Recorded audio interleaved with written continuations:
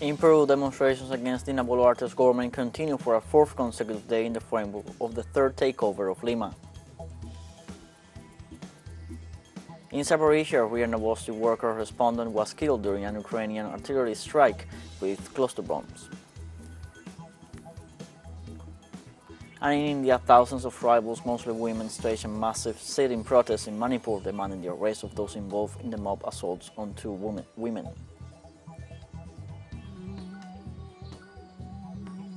Hello, welcome to From the South. I'm Luis Alberto Matos from the teleSUR studios in Havana, Cuba. We begin with the news. The National Assembly of the People's Power of Cuba has analyzed the economic situation after the end of the pandemic. They recognize a complex scenario, but they will not allow speculation or abuse. The Minister of Finance and Prices, Vladimir Regueiro, presented a report on the effectiveness of the measures adopted for price control to the deputies. The document explains a scenario which, although not exclusive to Cuba, as it is suffered by numerous countries in the world, is a little more complex due to the negative effects of the illegal blockade imposed by Washington on the island. According to the report, the price index registered a 39% growth. We have to increase the monitoring and control actions on prices. We have to check the inspection and institutional control teams. They lack personnel, they lack accuracy in their actions, and we have to reconsider the control plans we have established. Regarding price controls, the president of the highest legislative body, Esteban Lasso, called for a solidarity and sensitive approach to the poorest sectors of the population. Today we have people who have purchasing power, who sell the most expensive things and can buy them. That's why there are high prices, because there are those who buy them, but then we forget the people who have less income and who cannot buy them. And I think that when we are going to set the prices, we have to propose it thinking of those people who are not few. Guatemala's Constitutional Court discusses in a special full session the injunction granted by the Supreme Electoral Court to prevent new obstacles to the electoral process. The injunction requested early Friday morning asked the entity to prevent a group of 7 officials from issuing orders that would interrupt the end of the electoral process. It is expected that during this Saturday the highest authority will disclose its verdict. Meanwhile, the national government claimed to be surprised by the court's action and highlighted the security deployment to guarantee order in the process. In Mexico, 11 people died following an arson attack with a Molotov cocktail bomb. A fire at the beer house cantina left 11 victims burned to death after an individual threw a Molotov cocktail bomb at the doors of the bar early Saturday morning. Authorities confirmed that 4 people were injured and were taken to a hospital in Mexico City. The State Attorney General's office is still conducting the corresponding investigations at the night bar. In Colombia, a traffic accident left at least 9 dead and over 25 injured on a highway to Bucaramanga. Local authorities reported that a mechanical failure was the cause of the bus accident. According to the Santander police, the bus rolled down a 200-meter abyss near the municipality of El Playón. Civil Defense reported that a team of volunteers was deployed to attend the emergency. In Peru, demonstrations against Dina Boluarte's government continue for a fourth consecutive day in the framework of the third takeover of Lima. Social union and student organizations gathered to call for new mobilizations throughout the country. Spokesman of the National Unity Coordinator of Struggle indicated new dates for demonstrations in the coming days in order to pressure the resignation of the appointed president. In the same sense, the General Secretary of the General Confederation of Peruvian Workers, Jerónimo López, demanded early general election, a constituent assembly, and a quicker investigation into the death of more than 60 people in the protests after the ousting of Constitutional President Pedro Castillo.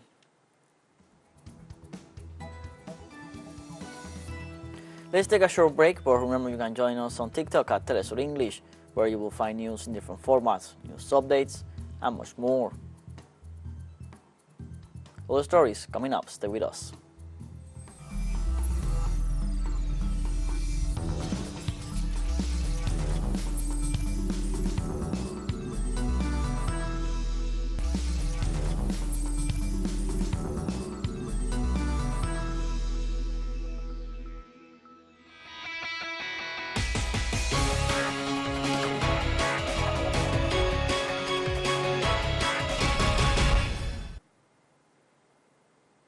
Welcome back from the South. The Spanish Ministry of Interior has already begun the deployment of state security forces that will guarantee the public order this Sunday during national elections. According to the ministerial report, 28,792 agents of the National Police, 41,054 of the Civil Guard are to be deployed, and several autonomous communities will also deploy their regional forces. Since Friday at 8 p.m. local time, the government started the so-called critical phase of operations aimed at protecting the final actions of the campaign on the reflection and voting day.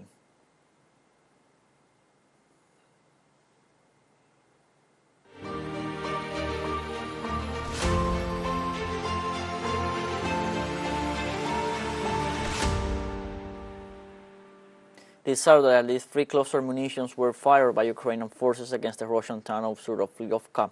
The mayor of Boluarte province, to which the village attacked belongs, reported that 21 shells also impacted the village. Vyacheslav Gladkov said that the 3 cluster munitions and 21 artillery shells were fired from a multiple rocket launcher. The same town was attacked with a kamikaze drone and 10 shots from a grenade launcher. The regional authority confirmed that there were no casualties or material damage. Cluster munitions are banned in over 100 countries because of the high risk they pose to civilian populations.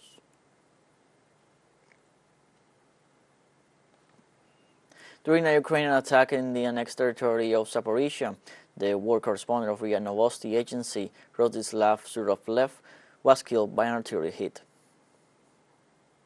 Around noon, units of the armed forces of Ukraine launched an artillery attack on a group of journalists from Izvestia and RIA Novosti news agencies who were preparing material about artillery attacks by the armed forces of Ukraine with cluster munitions against settlements in the Zaporizhia region. As a result of a strike by the Ukrainian army using cluster munitions, 4 journalists were wounded in various levels of severity. The journalists were promptly evacuated to field medical facilities of the Russian Defense Ministry, where they are receiving qualified medical care. During the evacuation, the RIA Novosti journalist Rostislav Zurovlev died from his wounds that resulted from the cluster munitions exploding. Russia said the West will be held accountable for providing Ukraine with cluster munitions. The Russian foreign minister said in a statement that Western powers and Kiev authorities will face the consequences of the attack on a team of journalists in which this type of weaponry was used. The statement also urges the international community to speak out on this case. War correspondents in the conflict region claim that they are constantly subjected to this type of aggressions and have even stopped using their press workers' badges to evade attacks. Russia and China continue joint naval drills for a 3rd day in the Sea of Japan. According to a statement released by the Defense Ministry, the drills included live artillery fire on trackers from a distance of 5 kilometers, as well as a search and displacement operation on a mock enemy submarine. Russian sailors use 100mm artillery guns, while their Chinese counterparts unleash projectiles from 130mm and 76mm guns. The ongoing drills are aimed at enhancing peace and security in the Asia-Pacific region, as well as strengthening the Russian-Chinese partnership. On Saturday, Belarusian President Alexander Lukashenko arrived in Moscow for a working visit. Lukashenko will meet on Sunday with his Russian counterpart Vladimir Putin. The 2 heads of state will continue to analyze the development of Russia-Belarus relations of strategic partnership and alliance, as well as integration cooperation within the framework of the State of the Union. The meeting agenda will include a wide range of the most important and fundamental issues of bilateral relations. Putin and Lukashenko will address security, the international agenda, economic interaction, implementation of the Union's programs, and joint opposition to pressure from illegal sanctions. teleSUR English launched its own videos on demand site for you to go and revisit our interviews, top stories, special broadcastings, and more. Just go to the top left corner in our website homepage and click on the video option to access our VOD platform. We will now have a fun short break. Don't go away.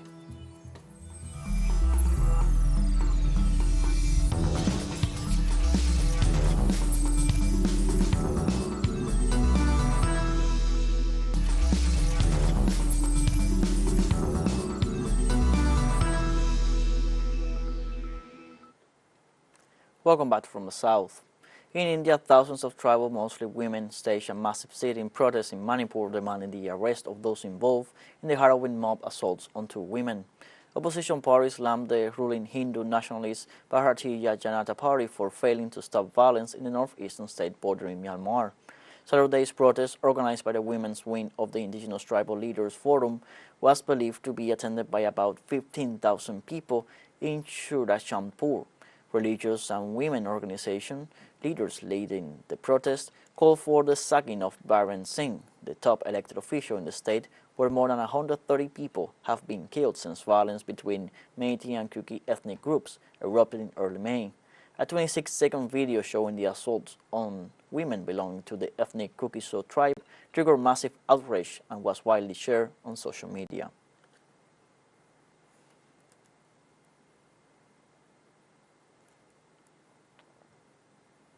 Iraq called for an Islamic summit in Europe to condemn the burning of a Quran and Iraqi flag in front of its embassy in Denmark and similar actions in Sweden. The Ministry of Foreign Affairs announced that they are mobilizing their efforts to hold an Islamic summit due to the recurring insults that have been directed towards the Holy Book. For their part, Saudi Arabia, Jordan, Iran, and Turkey placed their unwavering support to the call for an Islamic summit to address the recurring repercussions of these actions against the Holy Book and Islam. Likewise, Iranian demonstrators gathered in front of the Swedish embassy in Tehran to protest and denounce Sweden's permission for protests desecrating the Quran.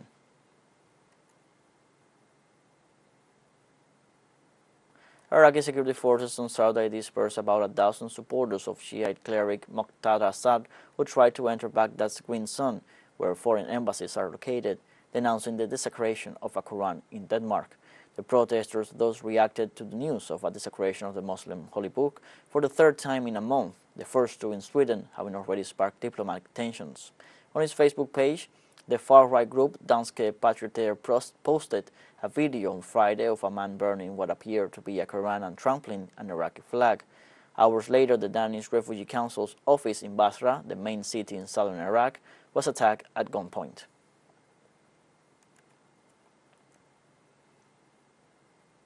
On Saturday, also tens of thousands of Israelis marched from Tel Aviv to Jerusalem to protest a planned judicial overhaul that would curtail the powers of the Supreme Court.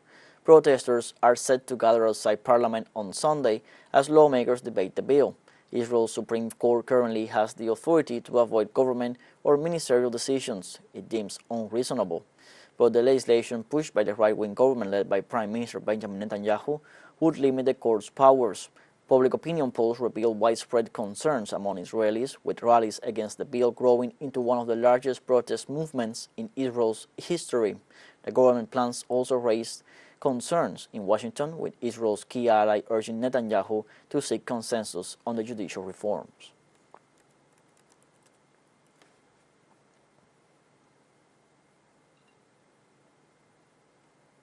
In Sudan, at least 16 civilians were killed in a rocket attack on homes after clashes between the army and the rapid support forces. The fighting in Darfur has recently been concentrated around Nyala. The United Nations had reported the atrocities and had spoken out about them. For their part, residents in the area have told media that this is among the first army airstrikes on villages south of the Sudanese capital. The conflict that began in April between the rapid support forces and the army has left at least 3,000 dead across Sudan and more than 3 million displaced.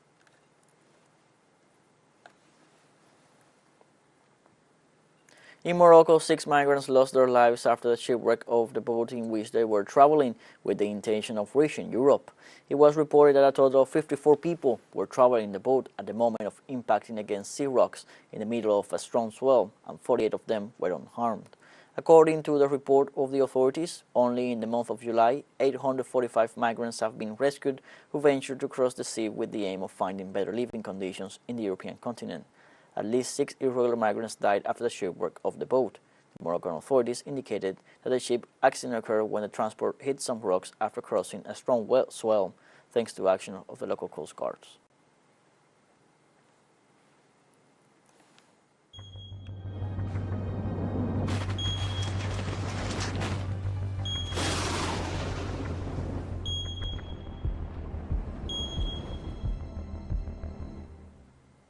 On Saturday, more than 2,000 people were ferried to safety from beaches on the Greek island of Rhodes, where a wildfire has been raging out of control for 5 days.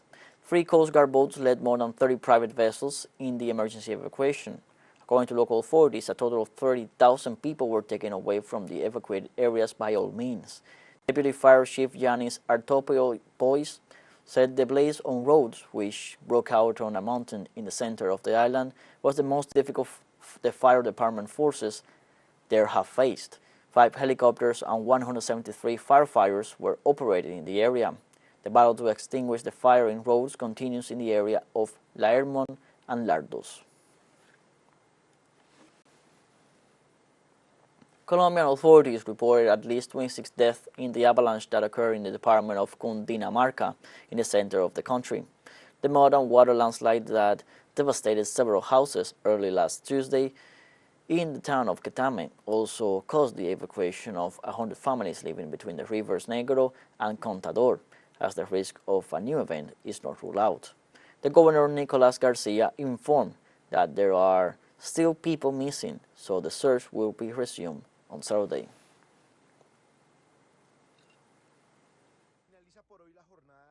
The search for missing people ends today. Today we have found 5 more bodies for a total of 26. Tomorrow we have the task of finding the 3 people who are still missing.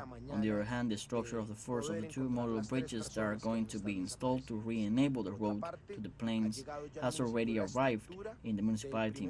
The whole process of unloading the material has begun, and we hope to begin the installation of the first bridge by Sunday at the latest. We have come to the end of this news briefing, and you can find these and many other stories on our website, telesurenglish.net. You can also join us on social media, Facebook, Twitter, Instagram, Telegram, and TikTok. For TeleSUR English, I'm Luis Alberto Matos. Thank you for watching.